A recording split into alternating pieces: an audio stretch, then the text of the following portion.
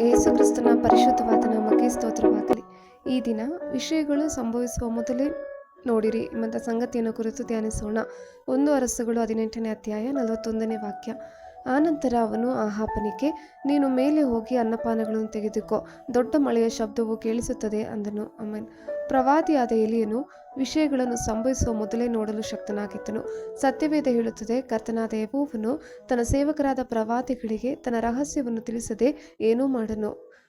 ಯೆರೂಸಲೇಮ್ ಪತನದ ಮೊದಲು ಯೆರೆಮೀಯ ಪ್ರವಾದಿಸಿದ್ದನು. ಯೆರೂಸಲೇಮಿನ ವಿನಾಶದ ಬಗ್ಗೆ ಯೇಸು ಸಹ ಪ್ರವಾದನೆ ನುಡಿದಿದ್ದನು. ಎಲಿಯ ಪರ್ವತದ ಮೇಲಿನ ಪ್ರಾರ್ಥನೆಯ ಮೂಲಕ ದೀರ್ಘಾವಧಿಯ ಬರವನ್ನು ಕೊನೆಗೊಳಿಸಿದನು. ಪರ್ವತದ ಮೇಲಿನ ಪ್ರಾರ್ಥನೆ ಎಂದರೆ ಮನೋಭಾವ ಮತ್ತು ಗೆಲ್ಲುವ ದಿಟ್ಟತನ. ಅಂತಹ ಮನೋಭಾವದ ಮೂಲಕ ನಮ್ಮ ರಾಷ್ಟ್ರದಲ್ಲಿ ಆತ್ಮಿಕ ಬರವನ್ನು ಕೊನೆಗೊಳಿಸೋಣ. ಅವನು ಗುರುತನ್ನು ನೋಡುವವರೆಗೂ ಪ್ರಾರ್ಥಿಸಿದನು. ಗುರುತು ಚಿಕ್ಕದಾದರೂ ಫಲಿತಾಂಶ ದೊಡ್ಡದಾಗಿತ್ತು. ನಮ್ಮ ಪ್ರವಾದಿಯಾದ ಎಲಿಯನ ಶಕ್ತಿಯನ್ನು ನೋಡಿರಿ.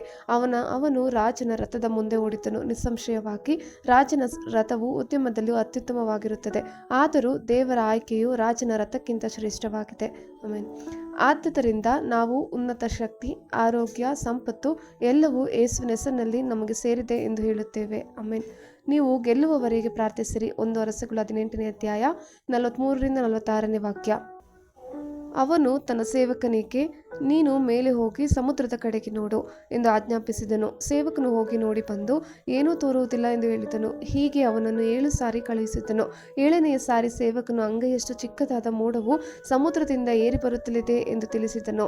ಆಗ ಎಲಿಯನು ಅವನಿಗೆ, ನೀನು ಹೋಗಿ ಆಹಾಬನಿಗೆ, ಬೇಗನೆ ರಥವನ್ನು ಓಡಿಸಿಕೊಂಡು ಮಳೆಯು ನಿನ್ನನ್ನು ತಡೆಯದಂತೆ ಬೆಟ್ಟವನ್ನಿಳಿದು ಹೋಗು ಎಂದು ಹೇಳು ಅಂದನು. ತುಸು ಹೊತ್ತಿನಲ್ಲಿ ಆಕಾಶವು ಮೋಡ ಗಾಳಿಗಳಿಂದ ಕಪ್ಪಾಗಿ ದೊಡ್ಡ ಮಳೆಯು ಪ್ರಾರಂಭವಾಯಿತು. ಆಹಾಬನು ರಥದಲ್ಲಿ ಕೂತುಕೊಂಡು ಇಜ್ರೇಲಿಗೆ ಹೋದನು. ಯೆಹೋವನ ಹಸ್ತವು ಎಲಿಯನ ಸಂಗಡ ಇದ್ದದರಿಂದ ಅವನು ನಡುಕಟ್ಟಿಕೊಂಡು ಆಹಾಬನ ಮುಂದೆ ಓಡುತ್ತಾ ಇಜ್ರೇಲನ್ನು ಸೇರಿದನು. ಆಮೆನ್. ಕರ್ತನ ಕೃಪೆ ನಿಮ್ಮೆಲ್ಲರೊಂದಿಗಿರಲಿ.